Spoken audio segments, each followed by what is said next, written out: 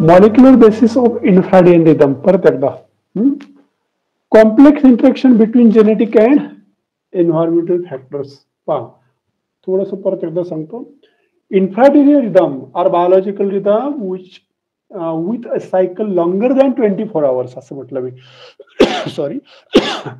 Occurring at interval of day, week or months. The molecular basis of infradian rhythm involve complex interaction between genetic and environmental factors. कुठले factors आहेत? For example, at the gene level, clock gene, आपला परत परवाचा काल सांगितलं तसं clock gene such as we can say it is a fur, cry, BMAL1, etc. play a role in regulating these rhythms. Hormonal signals like melatonin, बरोबर की नाही, also contribute their regulation. For example, the menstrual cycle in female, which typically span 28 days, is a well-known infradian rhythm. The regulation of this cycle is influenced by interplay between gonadotropin, estrogen and progesterone. आता व्हिडिओमध्ये पण सांगितलं नाही का तसं, ते सांगतो तुम्हाला. The regulation of this cycle is influenced by interplay between gonadotropic hormones, for example, estrogen hormone, progesterone hormone, etc.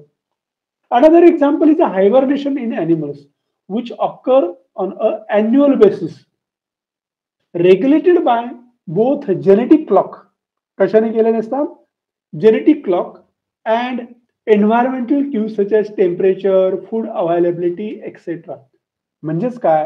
Thus, the molecular basis of infradian rhythm is a combination of internal biological clock and external signals. म्हणजे ते food availability of food वगैरे सगळं चालत, ensuring that physiological process align with the long-term cyclical changes in the environment. जसं environment मध्ये change होणार तसं तुमच्या अॅनिमलच्या बॉडीमध्ये चेंज होतो. म्हणजे environmental factors are also responsible factor. म्हणजे तुम्हाला मी अवेलेबिलिटी ऑफ द फूड सांगितलं, फॉर एक्झाम्पल बियरचं एक्झाम्पल सांगितलं, migratory birds example. It depend on the availability of the food, availability of the breeding background. We can say it is building background is also responsible for the migration of the birds. Means काय? We can say it is a combination of internal biological clock and external environmental signals. Ensure that physiological process align with the long-term cyclical changes in the environment. म्हणजे ह्या गोष्टी आपल्याला लक्षात घेतल्या पाहिजेत. पुढचा जो आहे टायडल रिदम. काय म्हटलंय बघा, biological rhythm that is synchronize with the tidal cycle. Tides, high tides, low tides ऐकले की नाही, समुद्राच्या लाटा. आता समुद्राच्या लाटा कशा येतात हा पण मोठा प्रश्न आहे नाही का. कुठे व्हिडिओ आहे का बघू देत मला. अरे बाप, मी टाकलं होतं व्हिडिओ पण काहीतरी गायब झाला. असू द्या. हाय टाइड्स अँड, हा थोडासा मोठा होता, 12 मिनिटाचा होता, म्हटलं नुसतं व्हिडिओ पाहून. काय होतं बघा, tidal rhythm refer to the biological rhythm. हे लक्षात ठेवा. That synchronize with the tidal cycle, typically observed in the organisms living in a coastal and intertidal zone. Intertidal zone म्हणजे काय? तिथे हाय टाइड्स आणि लो टाइड्स मधला जो पॅच आहे तर आपण इंटरटायडल झोन असं म्हणतो. हाय टाइड्स म्हणजे भरती आली, पाणी खूप वरती आलं, आपण समुद्र किनाऱ्याला अनेक वेळेस जातो. लो टाइड्स म्हणजे लक्षात येतं, मागच्या वेळेस समुद्र आम्ही इथे पायरीपाशी होता, आता मला चालत जावं लागलं समुद्रामध्ये, म्हणजे ते काय झालं, लो टाइड्स. आणि जो मधला पॅच आहे तिथं हाय टाइड पण नाही, लो टाइड मध्ये, त्याला आपण इंटरटायडल झोन असं म्हटलं जातं. So actually tidal cycle typically observed in the organism living in a coastal or intertidal zone. Coastal किंवा intertidal zone. These rhythms are influenced by the gravitational force of the moon and sun.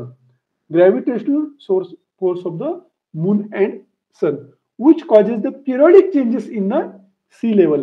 म्हणजे तुमच्या सन आणि moon वरती काय असतं, त्याचा gravitational force depend असतो. May be update दिसत नाही पीपीटी. ठीक आहे, नको व्हिडिओ दाखवत नाही बसत, मला थोडं आठवायचं पाहिजे, संपवायला पण पाहिजे आज. काय कॅरेक्टरिस्टिक्स असतात टायडल रिदमचे? पिरियडिसिटी. काय पिरियडिसिटी आहे?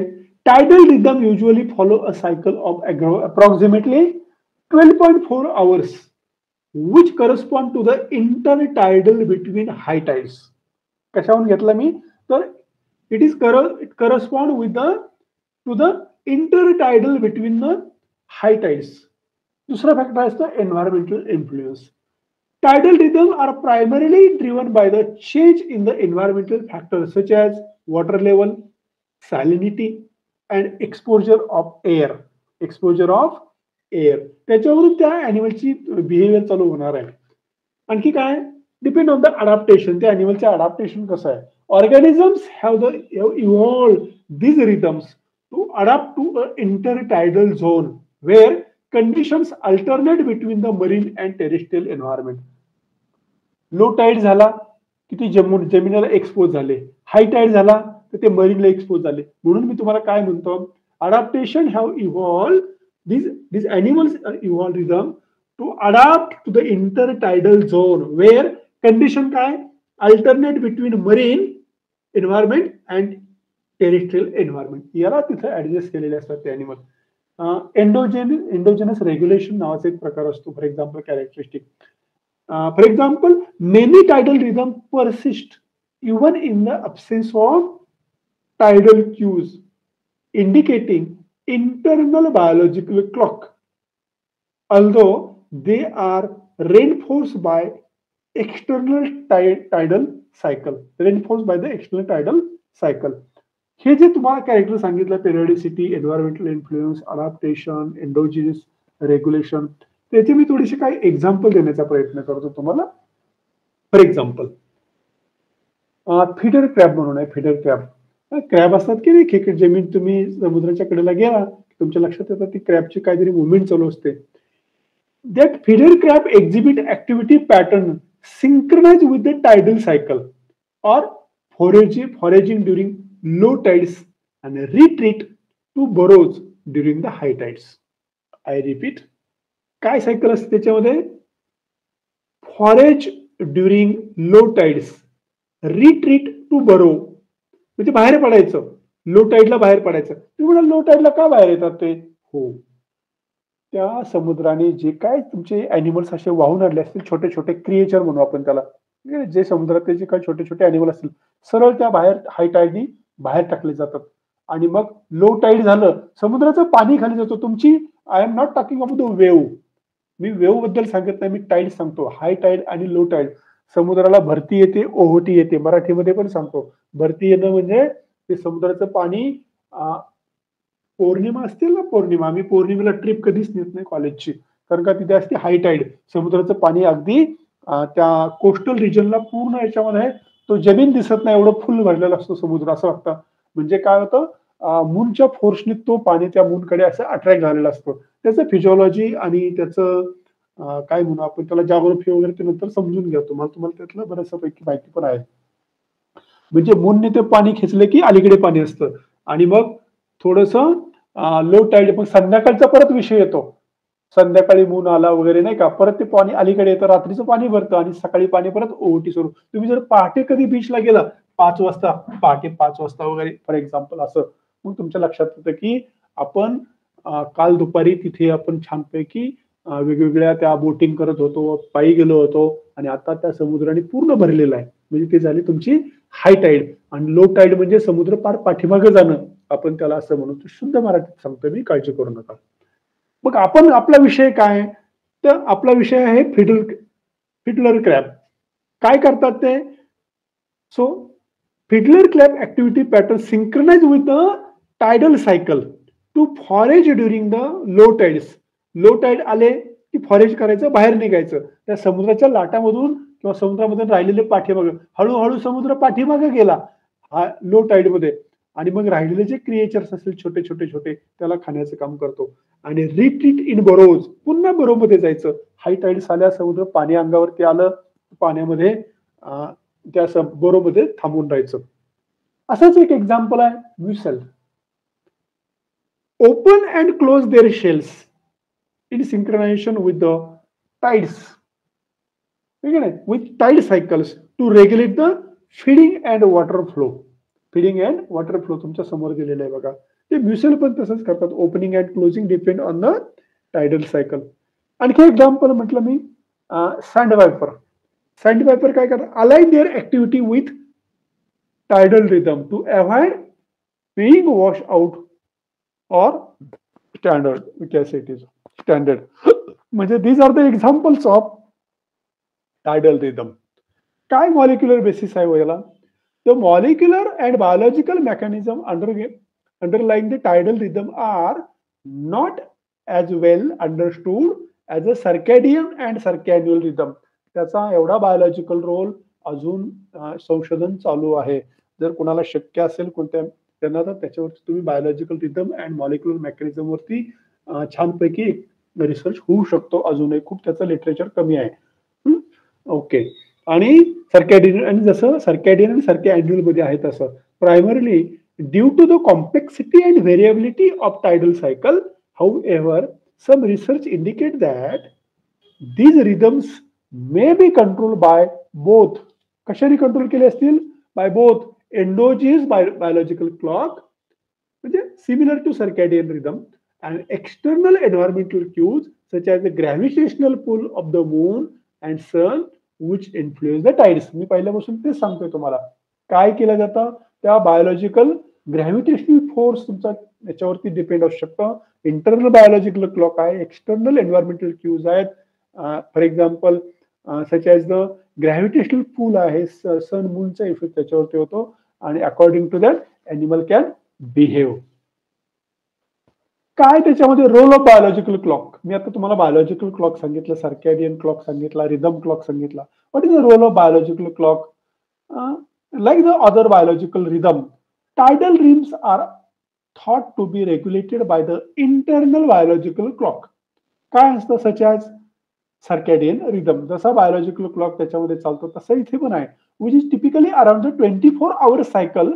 These clocks are often synchronized with the external tidal cycle, allowing organism to adapt their behavior in tune with the environmental changes. जसं एन्व्हायरमेंटल बदल होईल तसं त्या अॅनिमल मध्ये तो बिहेवियर करून घेतात आणि तसा तो ट्यून करून घेतात, स्वतःला ट्यून करून घेतात. म्हणजे त्याचं फिडिंग ब्रीडिंग आणि संपूर्ण लाईफ सायकल चांगली व्यवस्थित चालेल असं. तसं एक आहे circadian clock and tidal rhythm असं म्हटलं होतं मी.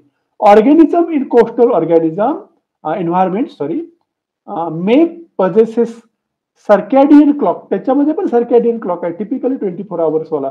That can be modified to shorter periods, approximately 12.4 hours, to synchronize with the tidal cycle. ती मॉडिफिकेशन असं म्हटलं जातं. सायंटिस्टचं काय म्हणणं आहे की सर्कॅडियन रिदमच आहे तो पण फक्त मॉडिफाय करून थोडा शॉर्ट केला आणि 12.4 hours म्हणजे शॉर्ट करून त्याला आपण चेंजेस करून घेतलेलं असं त्यांचं म्हणणं आलं. Suggested a form of a endogenous rhythm असंही म्हटलंय. तसं मॉलिक्युलर मेकॅनिझम काय आहे? Similar thing. The biological basis of circadian and circatidal, we can say it is also circatidal rhythms, involve clock genes, which are responsible for the generating rhythmic pattern of the gene expression. For example, in mammals, well-known gene like mammals, kutle ho mammals. I'm talking about the aquatic mammals. Clock, BMAL1, purr, cry, which help to regulate the circadian rhythm, while similar gene may be involved in the tidal rhythms. काय म्हटलंय? while काय त्याचा research papers मधून लक्षात येते की while similar genes may be involved, may be म्हटलंय, may be involved in the tidal rhythm. त्यांचं जे कन्क्लुजन आहे ते मी तुम्हाला थोडंसं सांगतो. It is likely that the tidal rhythm involve additional regulatory pathway that adjust the clock periodically match the tidal cycle. आता त्याच्यामधले परत मॉलिक्युलर जीन्स असतील, for example per gene, cytochrome gene, याच्याबद्दल मी आता परत सांगतो. फॉर एक्झाम्पल पर म्हणजे periodic gene play a crucial role in the regulation of the circadian and possible circatidal rhythm. This gene helps in the rhythm by activating the repressing other genes in a feedback. मग काल आपण जो video बघितला तसा try gene म्हणून आहे. It involve in the regulation of light induced clock signal. काय करतो तो? लाईट इंड्युस्ड क्लॉक सिग्नल हा त्याच्यामध्ये ऍक्टिव्हेट केला जातो, तो इन्व्हॉल्व केला जातो. Might also play a part in a synchronizing the tidal rhythm, तिथे पण होऊ शकतो असं सायंटिस्टचं म्हणणं आलं. तसा एन्व्हायरमेंटल क्यूज आहेत अँड सिंक्रोनायझेशन आहे. For example we can say it is a environmental cues. While endogenous clock are crucial, tidal rhythms are also heavier influenced by the external cues. For example, gravitational pull of the moon and sun. मग मी तुम्हाला सांगितलं तसं causes the regularized rise and fall of tides, which acts as a main external force. ठीक आहे नाही? And main external force असं म्हटलं मी तुम्हाला, which acts as a external cues for the organism living in the intertidal and shallow coastal zone. These environmental cues help synchronize biological clock with a actual tidal cycle. तिथे ते biological clock काम करतात, actual tidal cycle मध्ये काम करतात.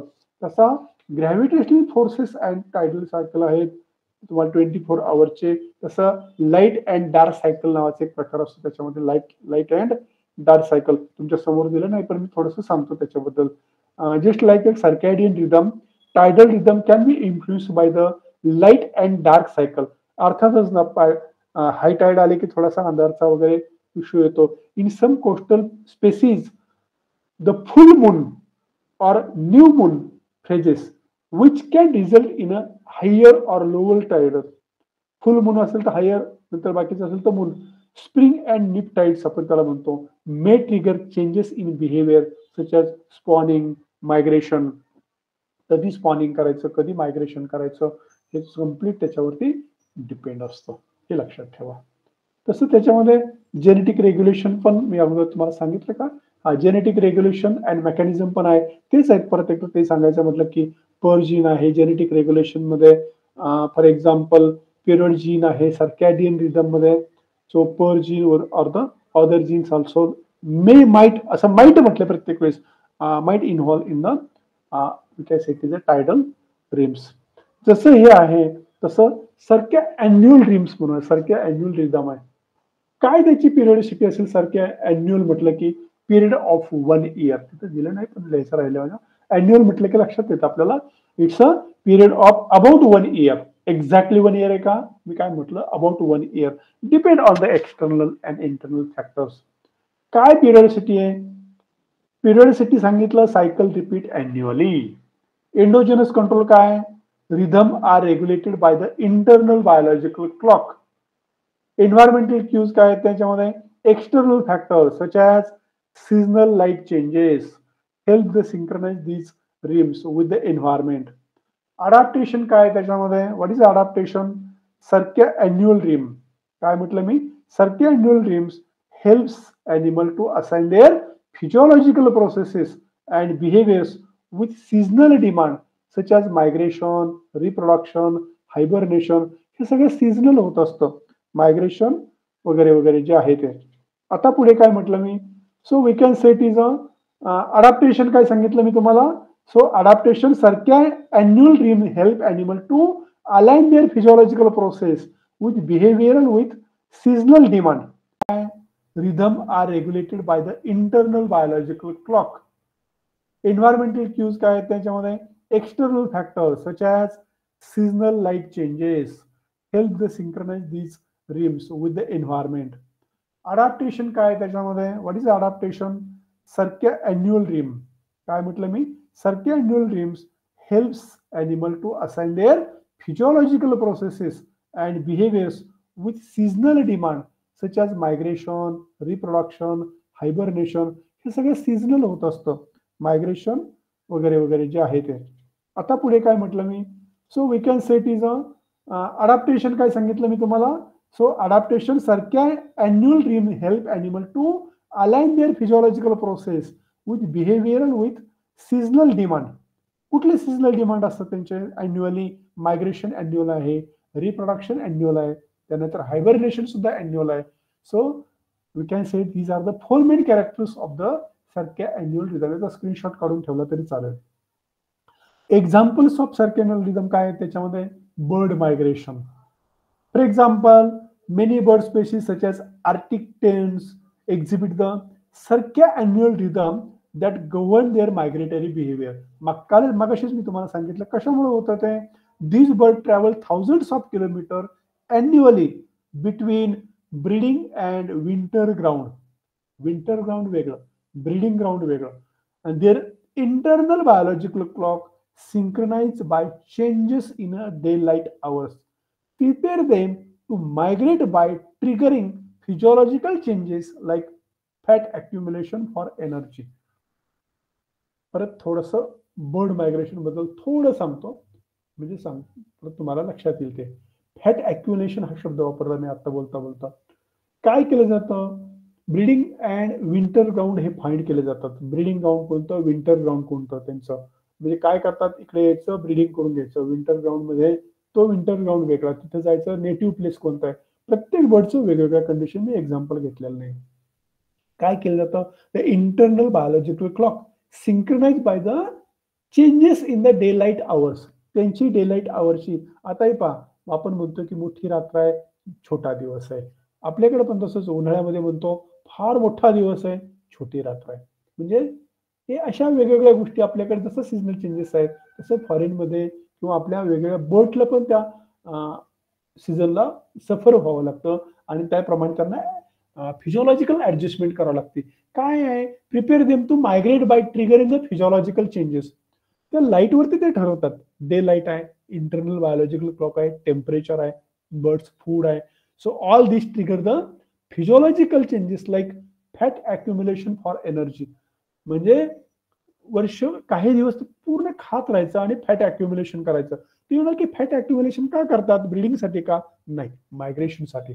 आता तुम्ही मला एक सांगा, स्वित्झर्लंडवर तुम्ही एक बर्ड निघाला असेल किंवा एखादा बर्ड निघाला असेल आणि त्याला इंडियामध्ये यायचे आणि कुठल्या मार्गे येतो तो, कुठल्याही टेरेस्ट्रियल मार्गे येत नाही, मध्ये त्याला ओशन आहे मोठा. एकदा त्यांनी ओशन मध्ये फ्लाईट केली, तो ग्रुप आहे मायग्रेटरी बर्डचा, तुम्हाला जसं समोर दिसतो. एकदा त्यांनी मायग्रेशन सुरू केलं, नॉनस्टॉप त्यांना मायग्रेशन करायचंय इंडियामध्ये. लक्षात ठेवा, खाली जर उतरला, खाली मासे आहेत, थांबू शकत नाही. वेगवेगळे त्यांचे प्रिडेटर्स आहेत, कुठेही तुम्हाला आराम करता येणार नाही. म्हणून त्या बर्डचं फिजिओलॉजी पूर्ण मायग्रेटरी फिजिओलॉजी नावाचे एक आमच्याकडे ॲनिमल फिजिओलॉजी झुलॉजी तुमचे वेगवेगळे स्पेशलायझेशनचे आहेत मुलं म्हणून सांगतो. आमच्याकडे काय ते animal physiology, migratory physiology, bird migratory physiology, त्याच्यामध्ये तुमच्या लक्षात येईल की काय बॉडीमध्ये चेंजेस झाल्या त्या बर्ड्समध्ये. अगदी साधे साधे एक्झाम्पल सांगतो. रेस्पिरेशन बघा, रेस्पिरेशनचं एक एक्झाम्पल ऐकताय ना, पण तर मी बडबड करायचो बाकीचे निवांत आपल्या गाड्या बिड्या चालवतायत. उद्योग करू नका, गाडी चालवताना लेक्चर ऐकू नका. आपल्याला गोविंदचा आवाज येतोय मला. सोनाली आहे का गोविंद, तुला जरा शोध आणि मग आहे ना, अनम्यूट कर. उद्या या कॉलेजला माझ्याकडे, उद्या किंवा परवा या आठवड्यामध्ये. करायला लागची 4-5 मुलं आहेत. माने आहे का, माने काय, माने निवांत फिरत असेल विंचवाचं काय काहीतरी करत. मी काय सांगत होतो तुम्हाला, ओके, आम्ही आमचं पर्सनल मीटिंग घेऊन नंतर माझे स्टुडंट आहेत हे तुम्हाला सांगितलं. बर्ड्स मध्ये काय केलं जातं बघा, बर्ड्स मायग्रेशन मध्ये फिजिओलॉजी, तुम्ही जर रेस्पिरेशन वगैरे बघितलं, आपण काय करतो बघा, शुद्ध मराठीत सांगतो तुम्हाला. इन्स्पिरेशन बघा, आपल्याला श्वास ओढावा लागतो, आतमध्ये घेतला कसा, we can say it is a by expending the energy. आपण इनहेलेशन म्हणतो, इनहेलेशन करताना आपण काय करतो, श्वास ओढावा लागतो आणि एक्सेलेशन तो आपोआप जातो, म्हणजे विदाउट एनर्जी. बर्ड्स मध्ये उलट आहे, त्यांचा श्वास आतमध्ये येतो आणि एक्सेलेशनला त्याला थोडासा एनर्जी द्यावा लागतो, थोडासा प्रेस करावा लागतो आतमध्ये. तशी फिजिओलॉजिकल अनाटॉमिकल चेंजेस आहेत.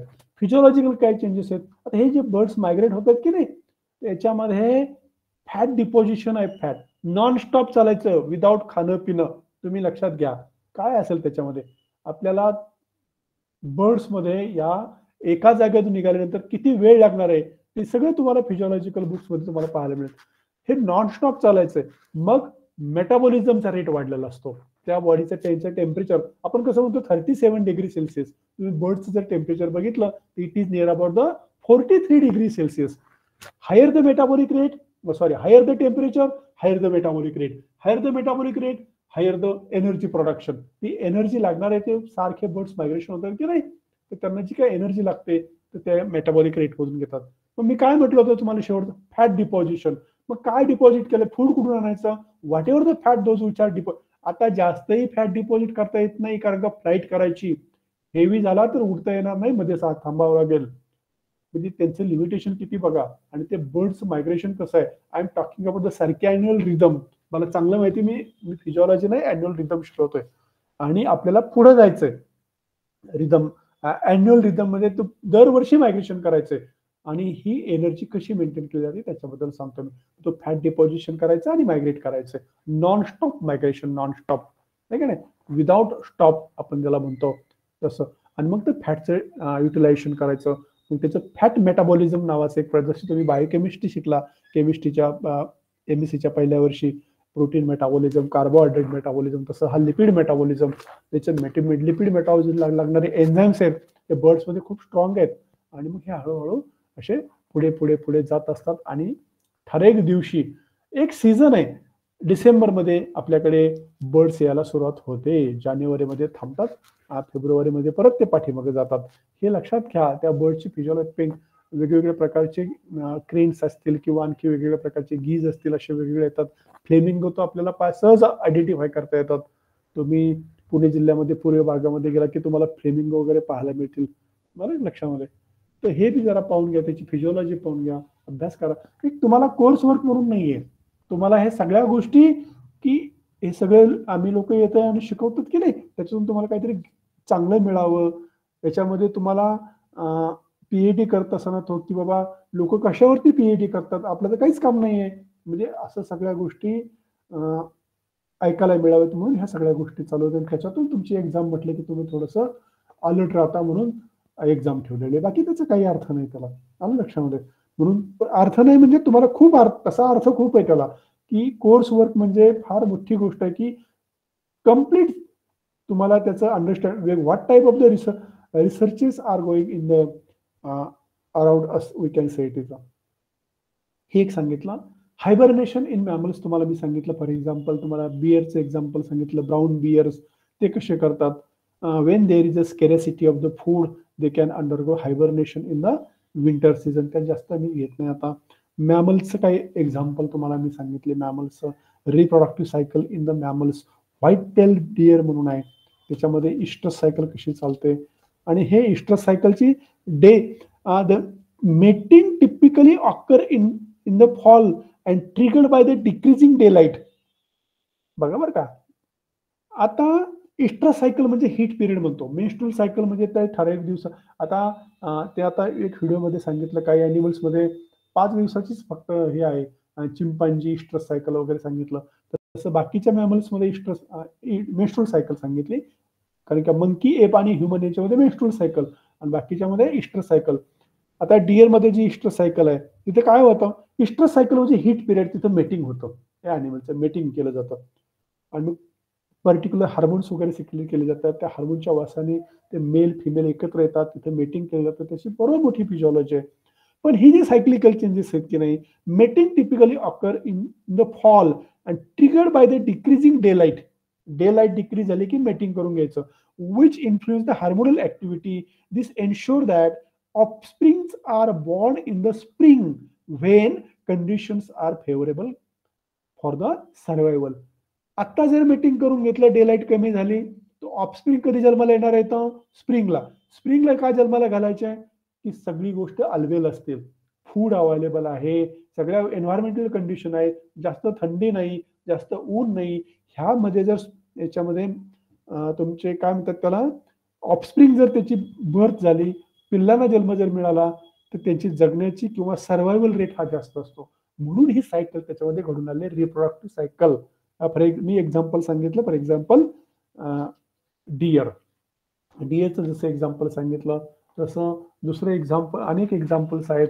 For example moulting in birds नावाचं एक एक्झाम्पल तुम्हाला मी सांगतो. मोल्टिंग बर्ड्समध्ये काय मोल्टिंग वगैरे होत असतात, त्याच्याही काही गोष्टी आहेत. काय केलं जातं, for example European starling undergoes the annual molting to replace the old feather. With new ones. Molting म्हणजे काय? Old feathers are replaced by new one. काय होईल? This process is regulated by the circannual rhythm and time to avoid overlap. Overlap avoid करायचा आहे with other energy demanding activity. काय केले? परत एकदा सांगतो. This process is regulated by circannual rhythm and time to avoid overlap. Overlap होऊ द्यायचा नाही with energy demanding activities like reproduction and migration. एक ठराविक सर्कॅन्युअल रिदमला ते पंख त्याचे जडून पडतात, त्यानंतर त्यांचं रिप्रोडक्शन होतं, एक्सेट्रा एक्सेट्रा. त्याला काय म्हणतो? मोल्टिंग असं म्हटलं जातं. हे आहे सर्कॅन्युअल रिदमचा प्रकार. त्याचं मेकॅनिझम कसं चालतं ते दाखवतो तुम्हाला. सर्कॅन्युअल rhythm actually circadian rhythm are believed to be regulated by the internal biological clock such as internal biological clock like that of the circadian rhythm. जसा 24 hours biological clock सांगितला तुम्हाला तसाच आहे.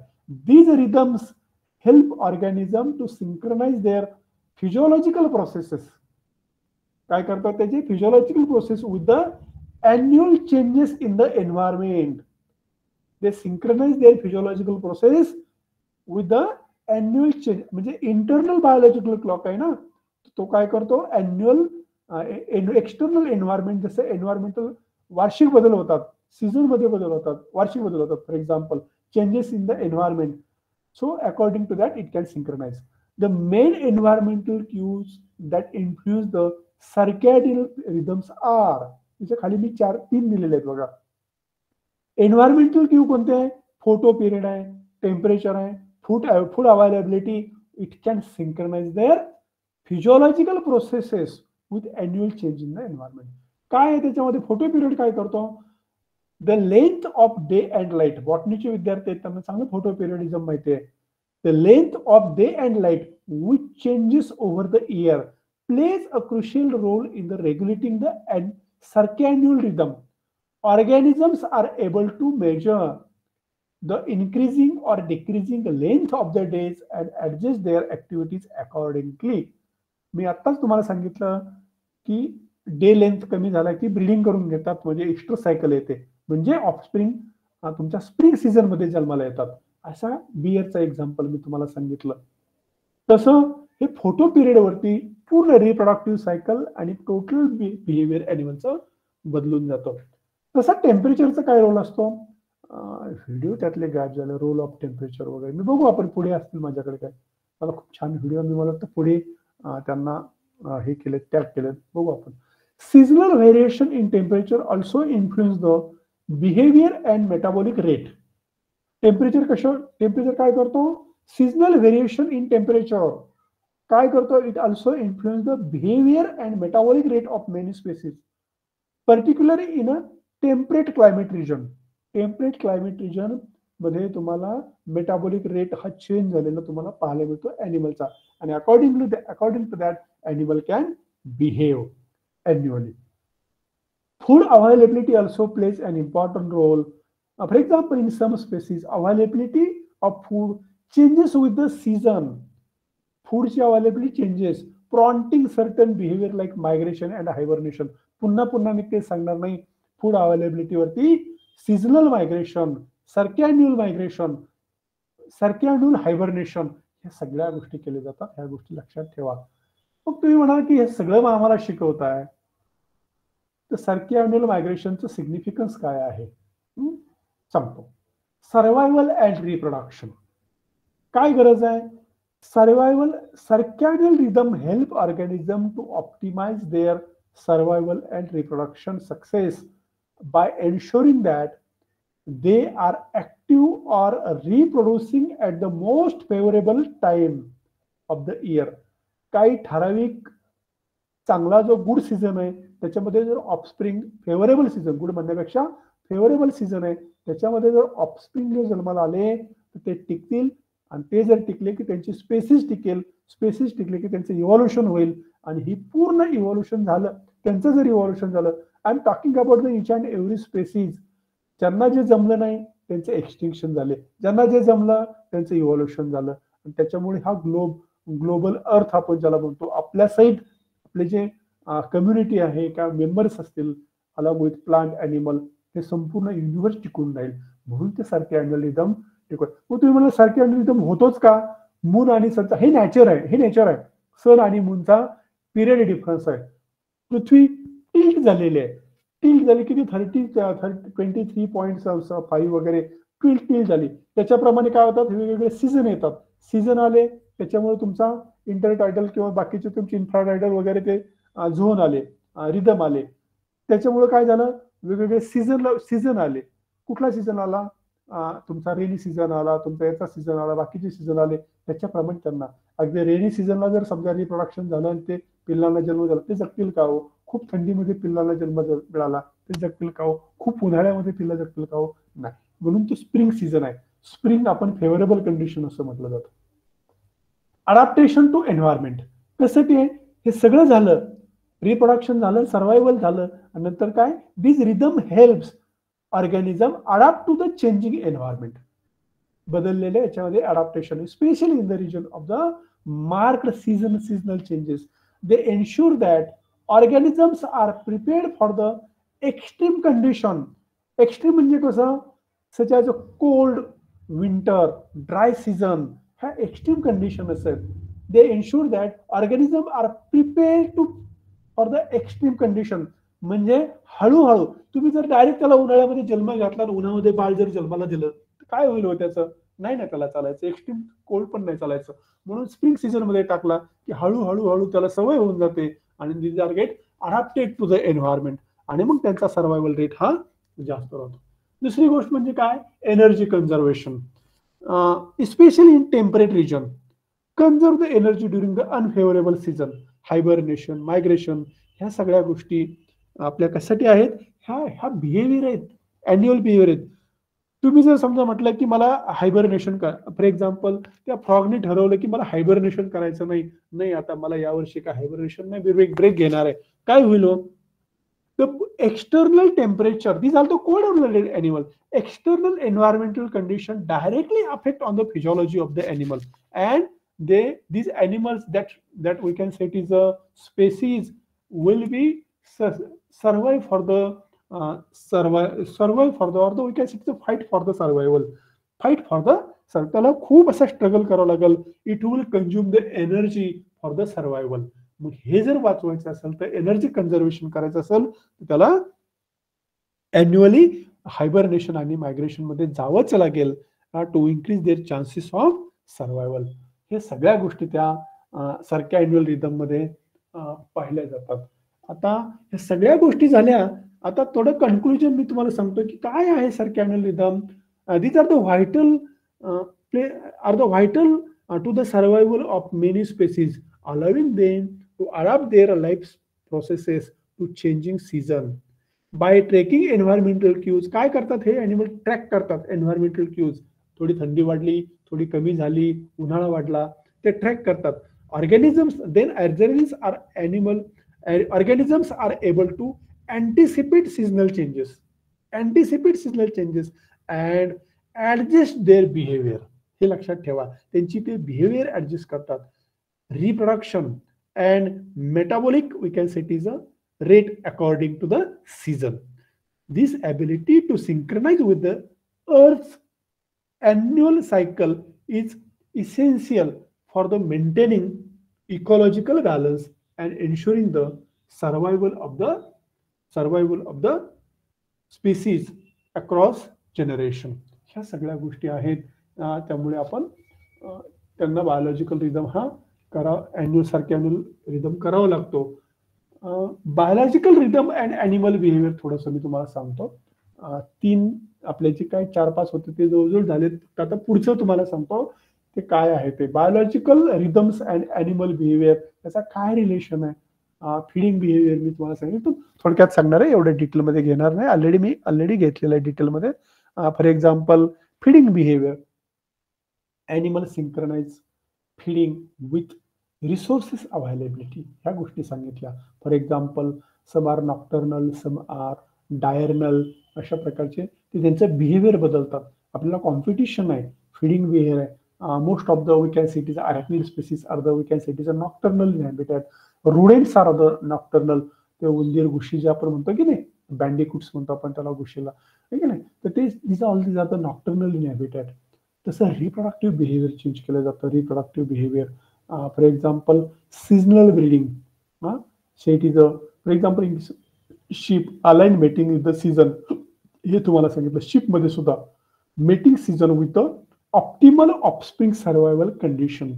त्या सीझनलचा ब्रीडिंगचा बिहेवियर पण बदलतात ते. Migration and navigation, birds and fish.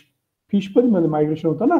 Birds and fish R the use सारख्या annual rhythm for long distance migration guided by environmental cues like daylight. Daylight जे त्यांच्यावरती पाण्यावरती जी पडत असेल ते फिशसाठी किंवा बर्ड्सवरती डे लाईट जी पडते ना, त्याच्याप्रमाणे ते, मी पाठीमागे तुम्हाला बघा बर्ड्स मायग्रेशनच परत दाखवलंय. पाठीमागं sun or the, we can say sun दाखवलंय, त्याच्या बरोबर त्या दिशेने त्या प्रकारची मायग्रेशन, म्हणजे sun or the, we can say light can navigate the migration. We can say it is a हायबरनेशनचं एक्झाम्पल सांगितलं. Bears, bats enter torpor during the winter driven by the infradian rhythm. Activity pattern तुम्हाला सांगितला. Diurnal, nocturnal, recipe, we can crepuscular behavior are the dictated by the circadian rhythms also. आता ह्या सगळ्या गोष्टी झाल्या, सर्कॅडियन rhythm झाला.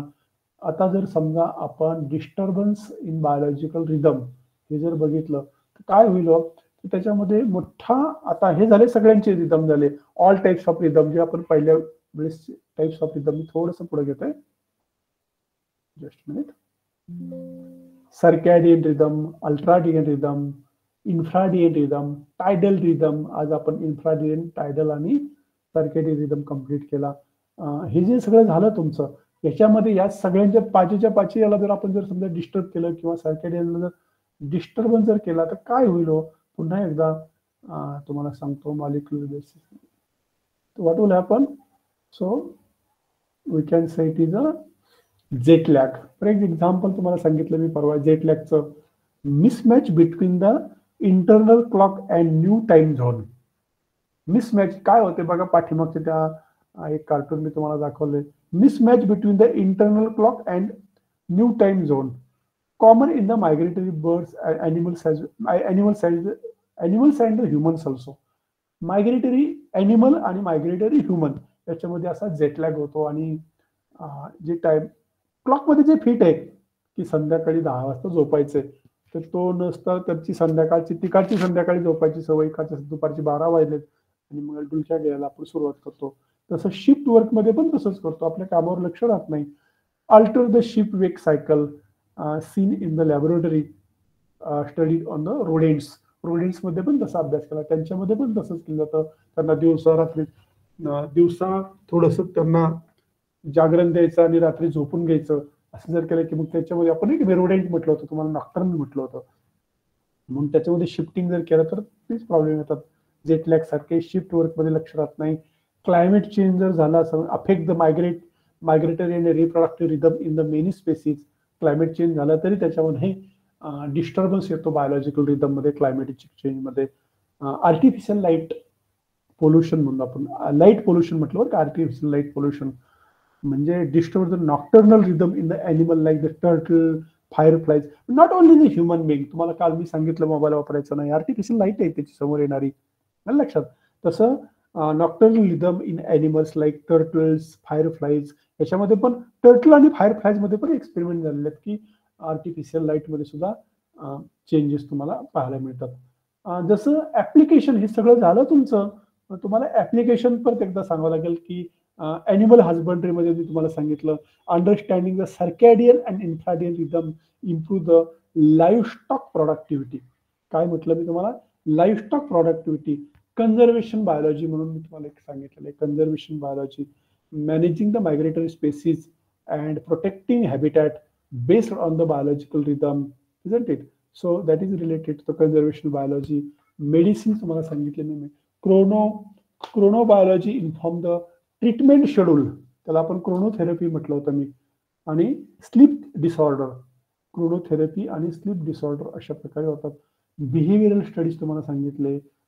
रिव्हील्स adaptive strategy in animals. Adaptive strategies in animals. For example, मग शेवटी काय तर biological rhythms are the integral to animal life, influencing their physiology. काय होतं त्याचं? Influencing their physiology, behaviour and just minute. Biological rhythms are the, we can say it is physiology, behavior, and ecology. Researchers in the field continue to reveal the complexity of internal clock and their interplay with the environment, offering insight into the adaptation, survival, and evolutionary processes also. Evolutionary processes